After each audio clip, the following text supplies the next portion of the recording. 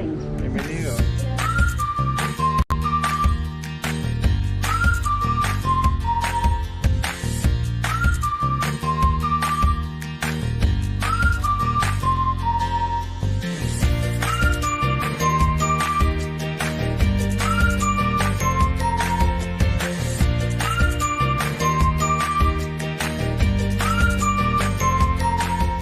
Ven, acércate. Queremos recordarte algo.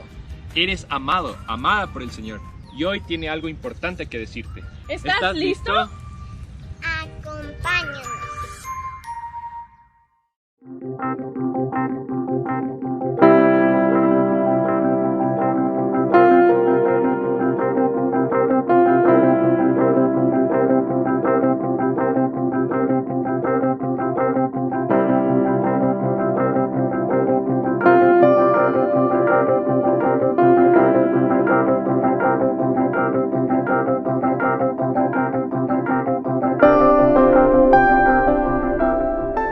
Continuamos con nuestra serie El Plan Maestro. Y quiero que recordemos una vez más que somos parte de la familia de Dios, el Padre, el cuerpo de Jesucristo, su Hijo, y el templo o morada del Espíritu Santo. De ahí partimos todo este plan maestro.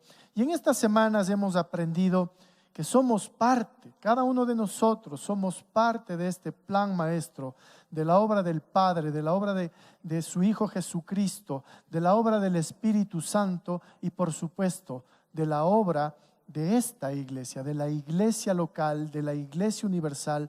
Nosotros somos parte de ese plan maestro. Y este plan nos da una plenitud de vida, nos va a permitir tener una plenitud de vida. También aprendimos que fuimos cuidadosamente escogidos, como esta sandía, ustedes se acuerdan, ¿no es cierto? Hemos sido cuidadosamente escogidos para ejecutar este plan maestro, para vivir en comunidad y como ciudadanos del cielo aquí en la tierra. Hemos sido escogidos cuidadosamente. Y también aprendimos que unidos somos más en Cristo Jesús para vivir este plan maestro. Y la iglesia, decíamos que debe trascender a través de la unidad para afectar con el amor de Dios el cielo y la tierra. Para eso hemos sido nosotros escogidos cuidadosamente, para ser unidos en el Espíritu del Señor. Pero ahora, el día de hoy, vamos a ver la carta a los Efesios del capítulo 4, que es lo que Pablo nos está animando como comunidad cristiana. Pablo nos anima a aplicar este plan maestro de Dios en los capítulos anteriores de una manera teórica. Pero a través de este capítulo, la cosa se va poniendo un poco más peluda, como decimos, ¿no es cierto? Porque nos exhorta a vivir este plan maestro ya de una manera práctica. Ya no solamente vivir en la teoría, sino que esto que hemos aprendido acerca del plan maestro, lo traigamos ahora a la práctica. Y Pablo hace un llamamiento a mantener esta unidad que ya existe en este cuerpo de Cristo que Dios ha creado. Y esta unidad es una consecuencia esencial y natural de esta fe común que Dios ha puesto en medio nuestro. Así que tenemos que aprender ahora entonces a poner de manera práctica lo que Pablo nos ha animado a través de contarnos acerca del plan maestro. Y yo quisiera que ustedes puedan mirar esta imagen y me digan qué es esta imagen.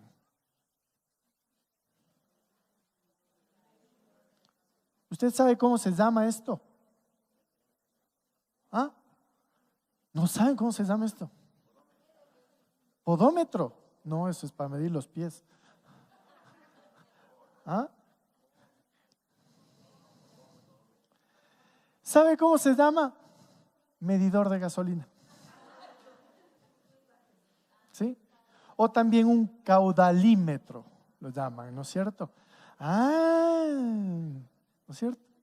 ¿Y usted sabe para qué sirve esa flechita que está al lado de esa bomba de gasolina?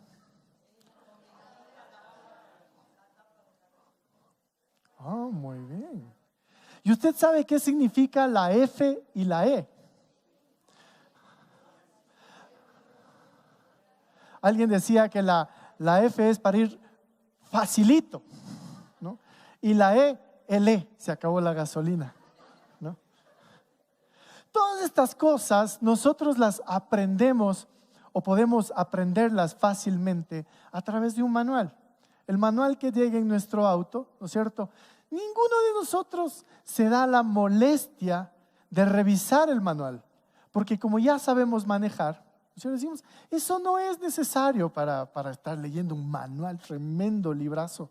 No, pero a veces no sabemos ni por dónde se abre la tapa de la gasolina. Alguna vez que yo renté un carro en los Estados Unidos, y claro, no estaba el manual del auto ahí, y entonces yo me puse a buscar, ¿y por dónde se pone la gasolina en este carro?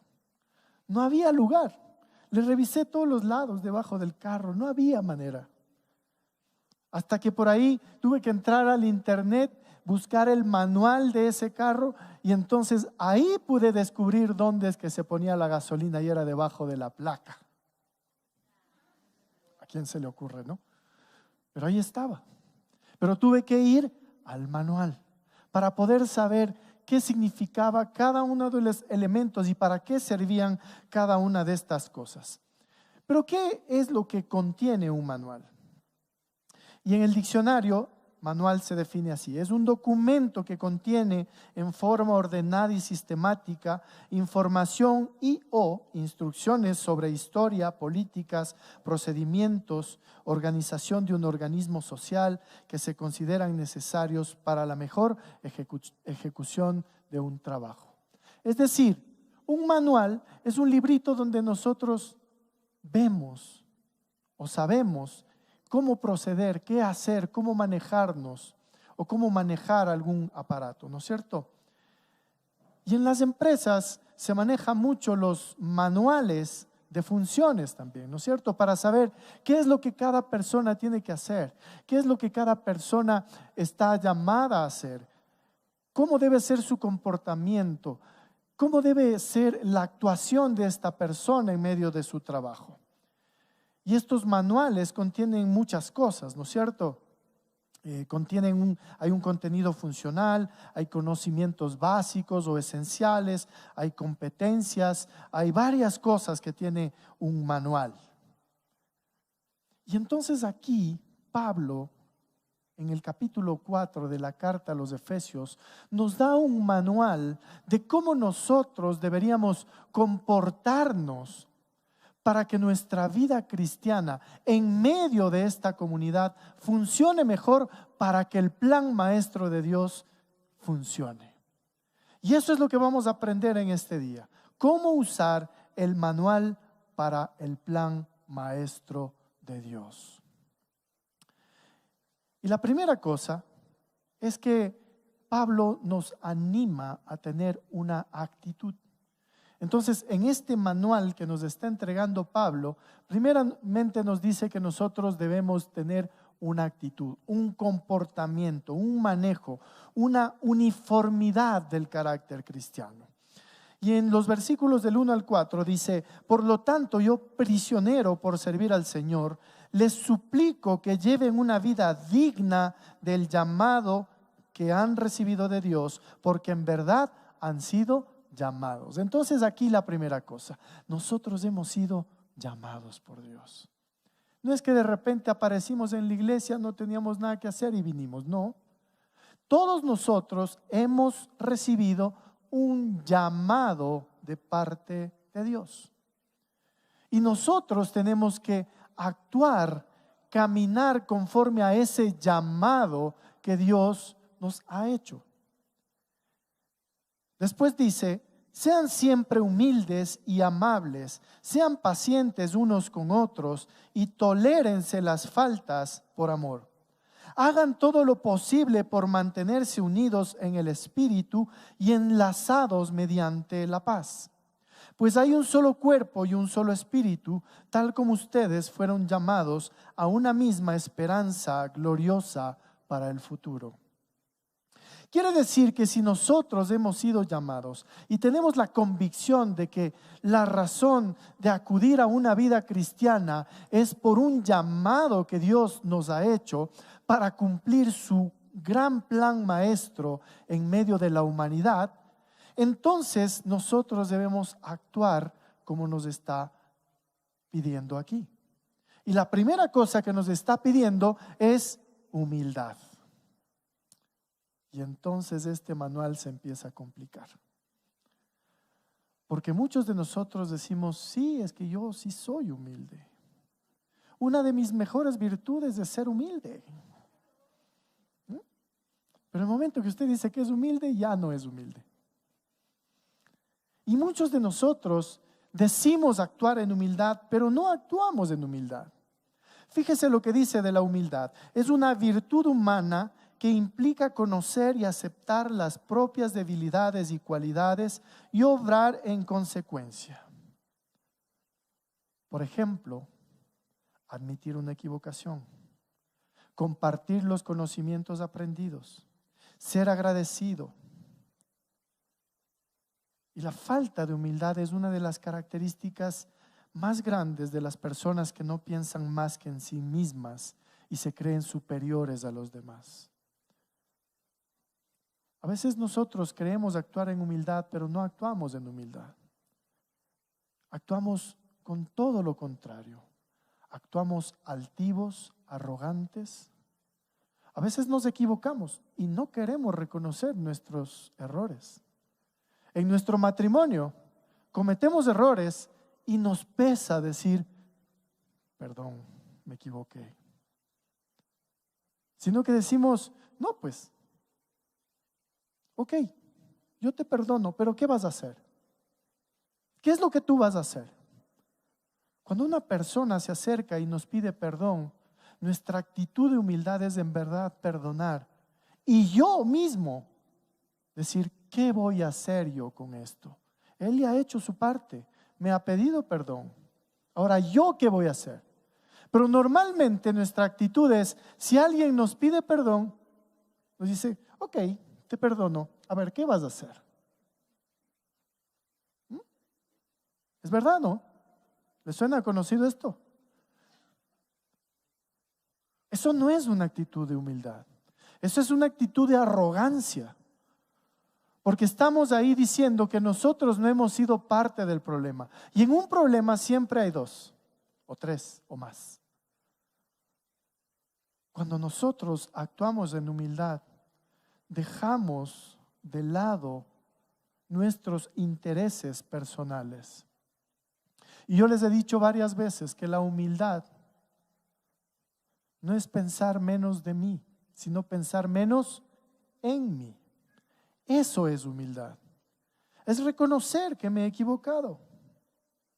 Es reconocer que he fallado. Es reconocer que quizás la otra persona tiene la razón. Eso es actuar en humildad. Pero muchas veces nosotros actuamos con arrogancia. Y aquí en la iglesia pasa eso. Queremos imponer nuestras razones. Queremos decir, no, es que yo soy el pobrecito aquí. Es que yo soy al que le están agrediendo. Sí, puede ser. Pero ¿qué voy a hacer yo con eso? Si ya me están pidiendo perdón, ¿qué yo voy a hacer con eso? Pero también dice que debemos actuar con amabilidad. ¿Qué es amabilidad? Es ser cariñosos, afectuosos, gentiles, corteses, agradables, serviciales, afables, incluso risueños y graciosos. Eso es amabilidad. Y aquí nos está diciendo que debemos ser amables con el fin de conseguir unidad en el cuerpo de Cristo. A ver, yo soy humilde, ok, reconozco que me he equivocado, pero amable yo ya no voy a ser. A mí ya me perdieron. Yo tengo un límite. Pero aquí no está diciendo eso. Nos está diciendo que debemos actuar con amabilidad. Y como dice aquí, con afecto, con cariño, con gentileza, con cortesía.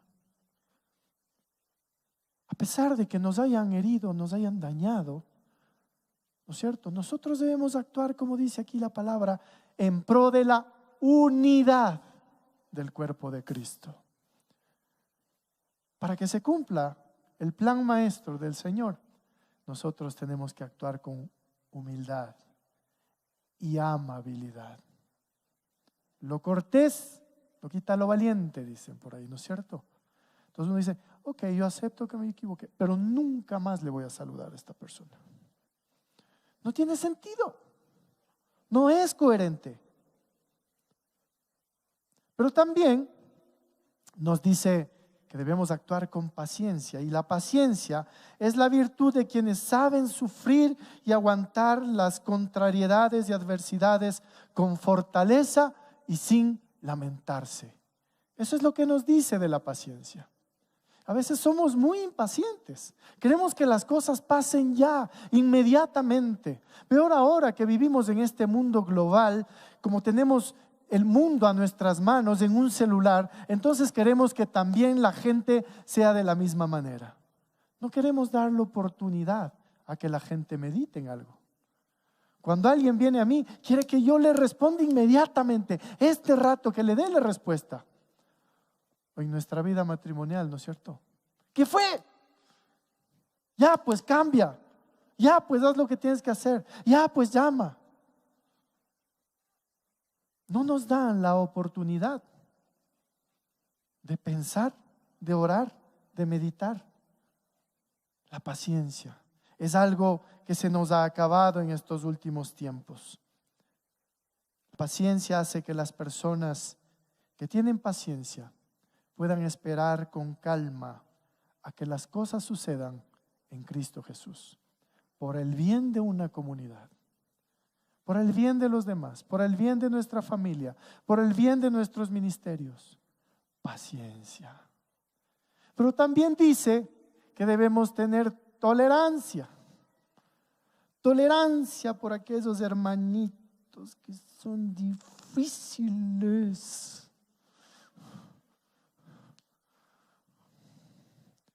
Por aquellos NGE. ¿Se acuerdan ustedes del NGE? Para los que no han llegado hasta ese momento, un NGE es esta persona, hijo del Señor, Padre nuestro, que necesita gracia extra. Ese es un NGE, necesita gracia extra. Y entonces nosotros tenemos que tolerar a nuestra esposa NGE, a nuestro esposo NGE.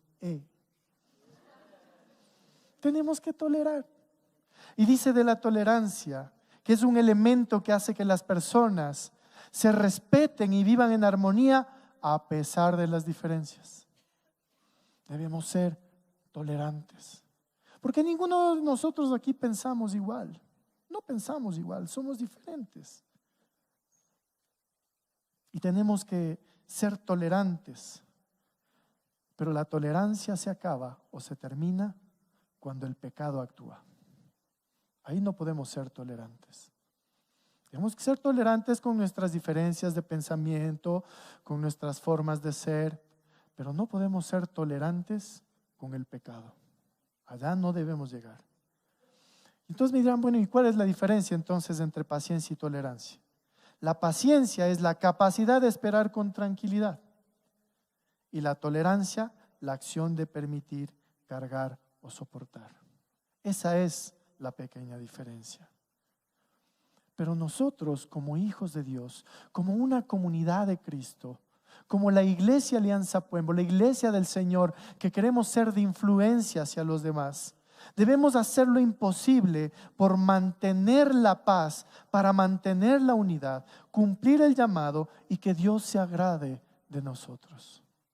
¿Usted cree que si nosotros estamos en disputa, en lucha, en pelea, se pelea un hermano con el otro y viene uno y le manda la madre al pastor y se va de la iglesia y no sé qué, y entre hermanos se viven peleando y no sé qué, y entre matrimonios se viven peleando? Nos vivimos pues peleando. ¿Usted cree que su matrimonio, que su familia, que su iglesia, que su comunidad va a ser bendecida por Dios? Y no por Dios, sino porque Dios va a esperar a que nosotros seamos humildes, ¿no es cierto? Seamos pacientes, seamos amables, seamos tolerantes. Entonces ahí Dios va a actuar en medio de su iglesia, en medio de su ciudad, en medio de su familia. Amén. La segunda cosa en este manual es que nos da una ubicación. Es decir, nos da esta pertenencia del cristiano. Y en los versos 5 al 7 dice: hay un solo Señor, una sola fe, un solo bautismo, un solo Dios y Padre de todos, quien está sobre todos, en todos y vive por medio de todos. No obstante, Él nos ha dado a cada uno de nosotros un don, es decir, una gracia, un regalo especial mediante la generosidad de Cristo. ¿Qué palabra está común aquí? A ver, ¿qué palabra? Un.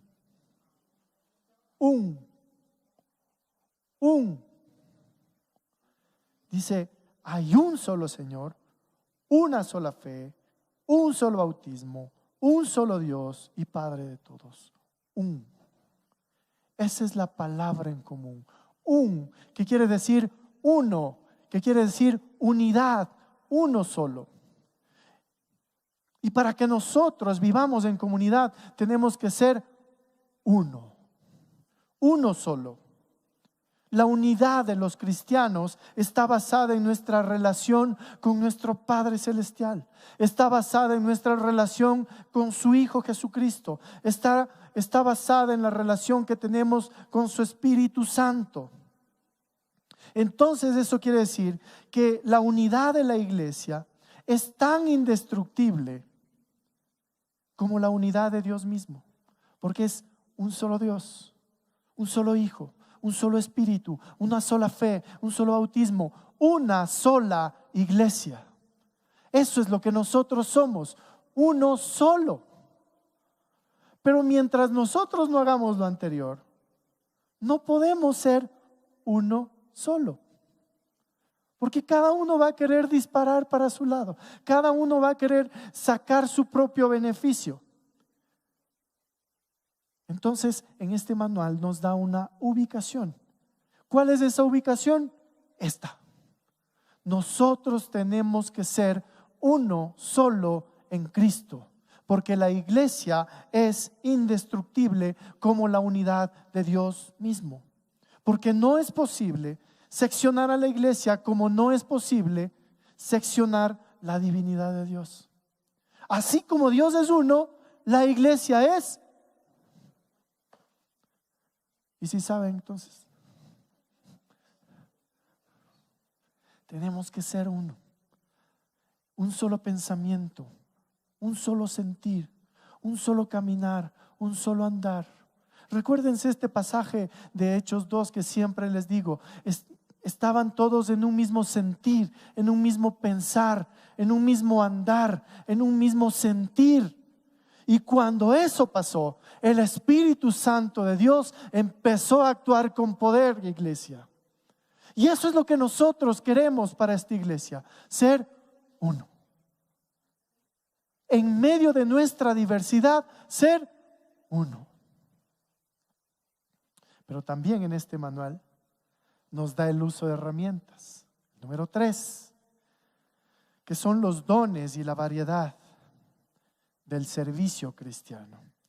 Y aquí en Efesios nos da solamente 5, que en realidad son 4, porque hay varios teólogos que dicen que este pasaje solamente habla de 4 dones, no de 5.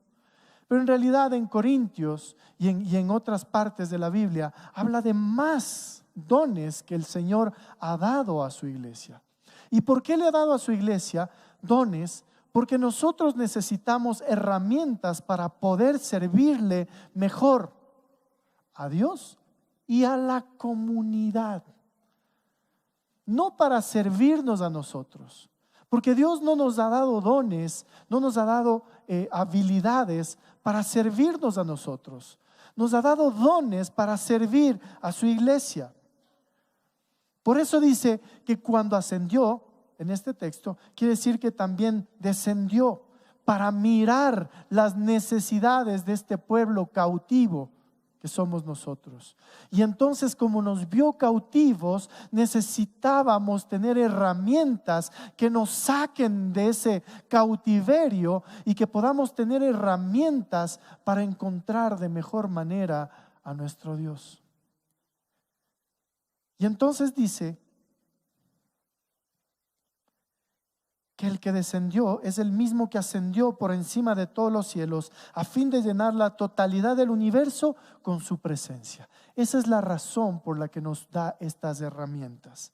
Y dice en el 11, ahora bien, Cristo dio los siguientes dones a la iglesia: los apóstoles, los profetas, los evangelistas y los pastores y maestros. Pero muchos dicen que los apóstoles y profetas ya no son parte en el Nuevo Testamento. Yo digo que sí. Y de hecho voy a darles ejemplos. Pero, ¿quiénes son los apóstoles? Penosamente, la iglesia o algunas iglesias han trastocado los conceptos del don profético y del don apostólico que deben tener las iglesias. Porque hemos creído que los apóstoles son estos superhombres que son intocables, que son inalcanzables y que son multimillonarios y que tienen todo a su favor y que no se les mueve ni un pelo. Hemos pensado que este es un tema de estándar, de estatus. Y no lo es. Porque ¿sabe qué? Cuando usted le digan el apóstol no sé qué, Periquito Pérez, ¿no? Usted pregúntele, ¿cuántas iglesias ha fundado? ¿Cuántas obras ha abierto? ¿A cuántos lugares del mundo ha ido? ¿Cómo atiende a su comunidad? Porque un apóstol es aquel que es enviado al mundo para multiplicar la obra de Cristo. Ese es un apóstol. No son los que tienen limusina. Este no es un tema jerárquico. Un apóstol es aquel, o el movimiento apostólico de Cristo es aquel que está interesado en multiplicar la obra del Señor. Y esta debe ser una iglesia apostólica, porque nosotros sí queremos multiplicar esta iglesia. De aquí en algunos años nosotros queremos tener una iglesia hija. En pocos años hemos estado hablando, y el Señor nos ha estado hablando, de abrir una iglesia satélite aquí cerca y tener varias iglesias satélites. ¿Cuál es la diferencia? Que las satélites dependen de nosotros y las iglesias hijas serán hijas independientes que dejarán a su madre y vivirán su propia vida y tendrán su propia visión. Esa es la diferencia. Pero debe ser nuestra iglesia, debe ser una iglesia con un mover apostólico, por supuesto que sí. Debo reconocerlo, el pastor Luis Esteves, él es un apóstol. No porque él se haga llamar apóstol, ni porque nadie le dice que es un apóstol, y peor aún tiene una limusina. Pero él ha trabajado para la extensión del reino de los cielos aquí en la tierra, y de hecho esta iglesia es fruto de ese trabajo y de esa visión que Dios le dio hace muchos años de tener iglesias hijas. Entonces, pero también dice los profetas. Entonces ahora un profeta creemos que es un adivino, ¿no? Creemos que Dios le da la revelación. Dios me dice que te diga que tienes que darme tu carro. Porque así son, pues. O sea, es penoso manipular la palabra del Señor para conseguir sus propios beneficios. Ahora, claro, si usted quiere darme mi carro, está bien. Pero no es ese el propósito. Un profeta es el que es llamado a advertir y exhortar con la palabra de Dios. Cuando alguien venga y le diga, sabes que hermano, yo he sentido del Señor que tú tienes que hacer esto, usted póngalo a prueba en la palabra. Póngalo a prueba en la palabra. Porque yo me he preguntado, si Dios me puede hablar a mí directamente, ¿por qué lo hace a través de otra persona? ¿Verdad? Muy probable porque yo esté distraído. Pero el Señor me va a hablar. Porque si viene alguien y me dice, hermano, este pasaje el Señor puso en mi corazón que yo comparta contigo, y me está llamando, me está exhortando a través de ese pasaje, yo lo pongo a prueba y el Señor empieza a hablarme. Porque cuando yo lo pongo a prueba, voy a estar atento. Señor, háblame, confírmame. Porque un profeta es aquel que exhorta y advierte a través de la palabra. John Stott decía que se lo entiende como un don de discernimiento, sea en el texto bíblico o en la situación contemporánea, o en ambos. Es decir, una combinación poderosa de exposición acertada de la palabra y la aplicación pertinente de la palabra. Eso es lo que es la profecía. No es anoche comí frijol y hoy te voy a decir lo que el Señor me dijo. No, así no funciona eso. Pero también hay los evangelistas, que son los llamados a llevar las buenas nuevas de Cristo. Esos son los evangelistas. Entonces cuando le diga, vea ahora el evangelista Gio Martínez, ya bueno, ¿cuánto se ha convertido por este hombre? ¿Cuántas personas ha llevado este hombre a los pies de Cristo? Eso es un evangelista. Aquel que va y se mete en los caminos recónditos para predicar la palabra del Señor. Ese es el que tiene el don de evangelismo. El que se sube al bus y tiene esa picazón. ¿Cómo está? ¿Usted conoce al Señor? No, no conozco. Y Y tiene ese don, ¿no? Porque tienen ese don. Le dicen 2, 3 palabras a una persona y esa persona está llorando de rodillas. Ese es un evangelista que tiene este don. Y por supuesto, los pastores y maestros, que cada uno de nosotros tenemos que ser. ¿Tenemos que ser apóstoles? Sí, porque debemos ser llamados a expandir la obra en el mundo. ¿Tenemos que ser profetas? Sí. Si el Señor nos habla, pues claro que sí. ¿Tenemos que ser evangelistas? Claro que sí. Hoy en la mañana conversaba con un par de hermanas que están evangelizando, aman evangelizar. Entonces hay que contextualizarnos, pero decíamos, no solamente los líderes deben saber evangelizar, todos nosotros debemos saber evangelizar, debemos saber compartir. ¿Y quiénes son los pastores y maestros? Son los llamados a cuidar e instruir el cuerpo de Cristo. No porque a mí me llamen pastor, soy pastor. Yo soy pastor cuando tengo gente que cuidar. Yo soy maestro cuando tengo cosas que enseñar. Y yo estoy seguro que todos ustedes tienen cosas que enseñar, tienen gente que cuidar. Por eso todos tenemos este don de pastores y maestros. Y esto es una responsabilidad que nosotros tenemos de llevar a cabo el plan maestro y la edificación de su iglesia. Si usted no está enseñando nada aquí, tiene que hacerlo. Si usted no está cuidando a nadie aquí, tiene que hacerlo. Porque esa es la manera como la unidad de la iglesia cumple el plan maestro de Dios. Amén. Número 4, me está agarrando el tiempo. En este manual tenemos los cuidados, es decir, la culminación del desarrollo cristiano. Y dice del 13 al 16, ese proceso continuará hasta que todos alcancemos tal unidad en nuestra fe y conocimiento del Hijo de Dios, que seamos maduros en el Señor, es decir, hasta que lleguemos a la plena y completa medida de Cristo. Es decir, nosotros debemos estar cuidados, atentos a lo que Dios quiere hacer en nuestra vida, a lo que Dios nos está enseñando. Porque dice aquí que entonces ya no seremos inmaduros como los niños, no seremos arrastrados de un lado a otro, ni empujados por cualquier corriente de nuevas enseñanzas. No nos dejaremos llevar por personas que intenten engañarnos con mentiras tan hábiles que parezcan verdad. En cambio, hablaremos la verdad con amor y así creceremos en todo sentido hasta parecernos más y más a Cristo, quien es la cabeza de su cuerpo, que es la iglesia. Él hace que todo el cuerpo encaje perfectamente y cada parte, al cumplir con su función específica, ayuda a que las demás se desarrollen.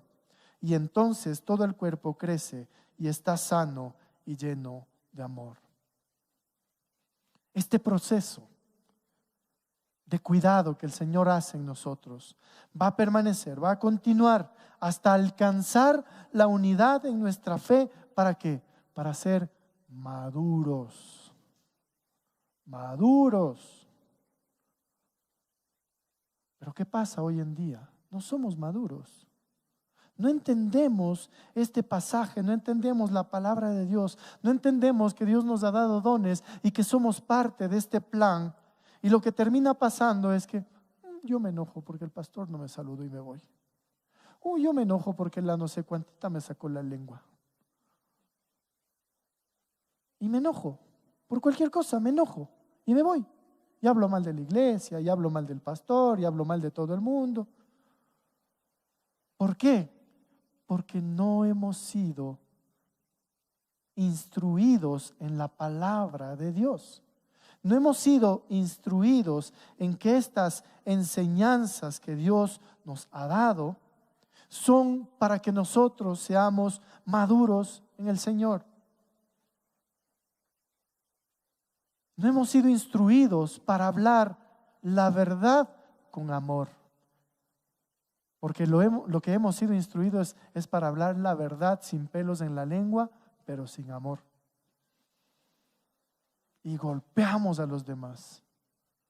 Tenemos que aprender a decir la verdad, por supuesto que sí, pero con amor, basándonos en la palabra de Dios. No nos dejaremos, cuando nosotros estamos en situaciones difíciles, no nos vamos a dejar que personas intenten engañarnos con cosas que aparentemente son verdad. ¿Por qué? Porque usted ve cosas o cositas en una persona y dice, habla bonito, pero no me parece que está diciendo la verdad, porque en la palabra de Dios no dice eso. Entonces, cuando nosotros somos instruidos en la palabra del Señor, lo que termina pasando es que nosotros no nos dejamos engañar por nadie. Amén. Para terminar, aquí el apóstol Pablo nos invita a vivir como hijos de luz.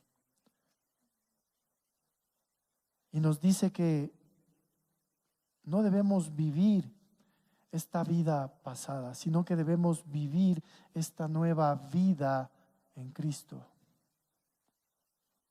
Que debemos dejar de vivir como vivíamos antes. Usted puede leerlo en su casa, este pasaje de los versos a partir del 17 en adelante. Cuando habla de que los cristianos estamos llamados a vivir nuestra vida diaria de una manera diferente, de una manera que diferencie con claridad nuestra vida cristiana con la vida del mundo que nos rodea y de un estilo de vida que nos hace ver como cristianos. No solamente que tengamos que decir que somos cristianos, sino que en verdad actuemos como cristianos. Y aquí el apóstol Pablo nos anima a que la vida pagana no es buena para nosotros los cristianos. Y nos da una nueva identidad en la que aprendemos a vivir como Cristo. Y nos exhorta a despojarnos de nuestra vieja naturaleza, nos exhorta a dejar que el Espíritu renueve nuestro pensamiento, nos exhorta a vestirnos o a revestirnos de este nuevo ser. nos exhorta a vivir la nueva identidad en una comunidad de creyentes. Y nos dice que debemos dejar 4 vicios y adoptar 4 virtudes. Nos dice que debemos dejar la mentira y adoptar la verdad. Que debemos dejar la ira descontrolada por la ira controlada, porque la ira es buena, pero descontrolada está mal. Nos anima a dejar el robo por el trabajo duro. Nos invita a dejar las palabras sucias por las charlas edificantes, por la conversación edificante. Y hay más vicios para eliminar y más virtudes que cultivar que nos habla este pasaje.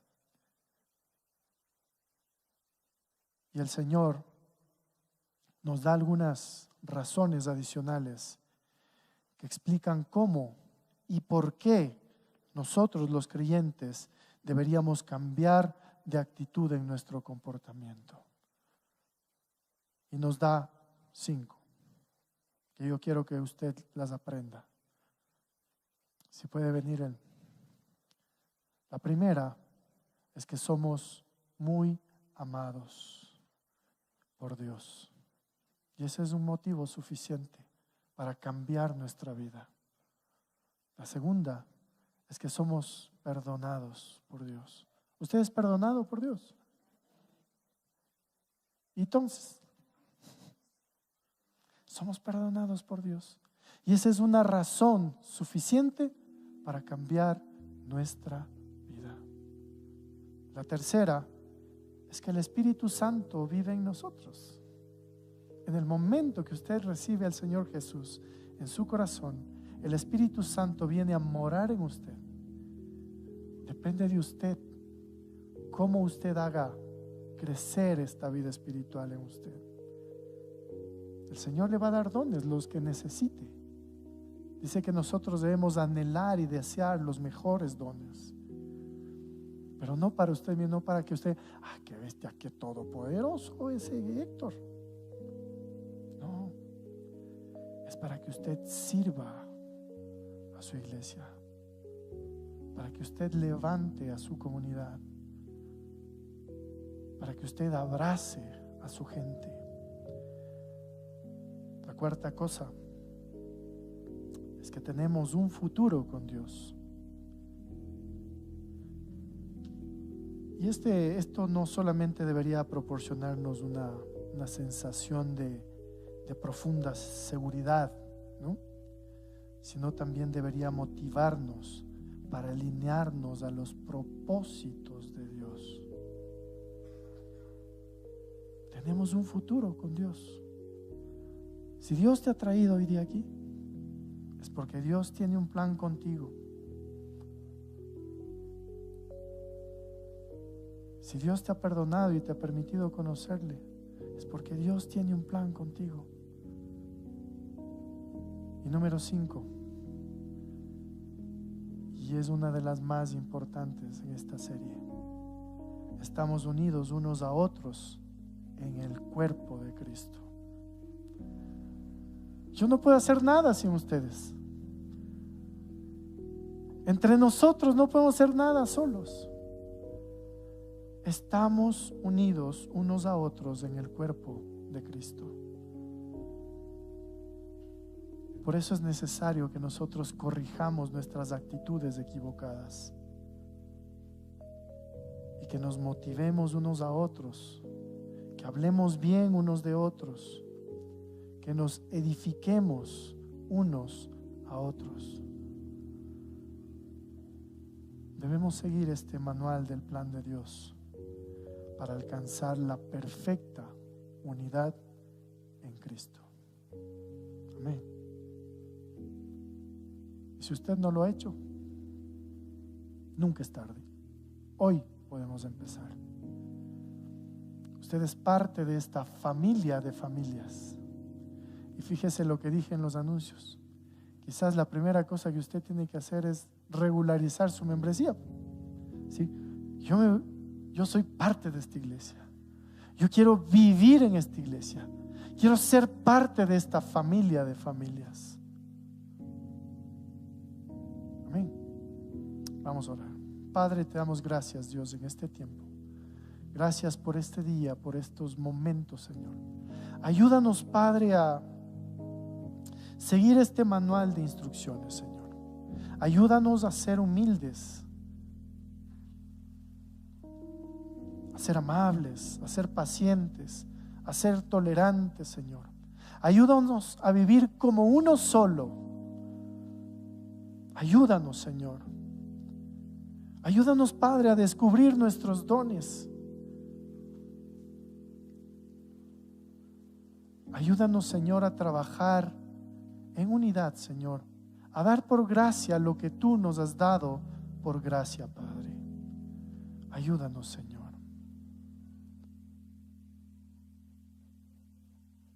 Padre, que vivamos en ti en todo tiempo, que seamos esa familia de familias que te agrada, solamente porque tú eres nuestro Dios, porque nos amas, porque nos has perdonado, porque nos has dado de tu Espíritu, Señor, porque sabemos que en ti vamos mejor, porque estamos unidos todos nosotros en un solo cuerpo, que es el cuerpo de Cristo. Ayúdanos, Señor, a seguir este manual del plan tuyo para alcanzar la perfecta unidad en ti, Dios. Te amamos, Rey, y te damos gracias. Si usted nunca ha aceptado al Señor Jesús en su corazón, yo quiero pedirle que usted repita esta oración conmigo y le diga: Señor Jesús, yo quiero ser parte de esta familia de familias, y te pido que me perdones porque te he fallado, he pecado contra ti, pero yo sé que tú me perdonas, y te pido, Dios Todopoderoso, que tú mores y habites en mí.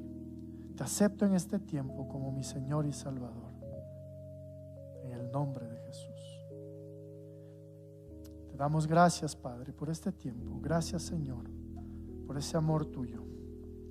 A ti sea la honra, la gloria y el honor por los siglos de los siglos. Amén y amén. Que el Señor les bendiga. Vamos a terminar cantando.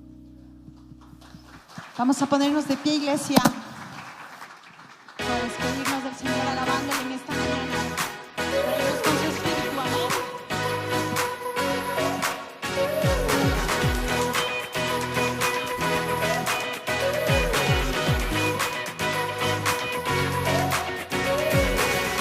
Tu nombre es consejero, guerrero. Tu nombre es torre fuerte, fiel siempre. Tu nombre es paz y gozo, reposo. Tu nombre inconmovible es primer. Eres el dador de vida, eres la mitad divina. Tu nombre es, eres el camino al Padre. Eres fuego que me arde. Tu nombre es, tu nombre es, tu nombre es consejero.